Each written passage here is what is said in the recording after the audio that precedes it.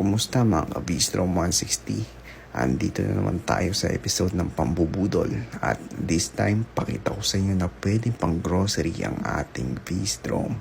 Hindi lang scooter ang pwedeng pang grocery dahil malaki ang compartment at may gulay board guys. Pwede rin yung V-Strom guys, napakaganda. Ayan guys, pakita ko sa inyo. Ito ang setup ng ating grocery setup. Hindi na pang touring, hindi lang pang off-road, kundi pang grocery pa guys. All-purpose, like all-purpose cream. Hindi yan malalaos guys. Napakaganda ng ating motor. Na-appreciate ko ang ating motor at nandito para budulin kayo. At guys, follow nyo ako guys para lalo kayo mabudol at i-share nyo to, like, para dumami pang mabudol natin sa V-Strom 160 dahil napakaganda talaga. Hanggang sa muli, paalam.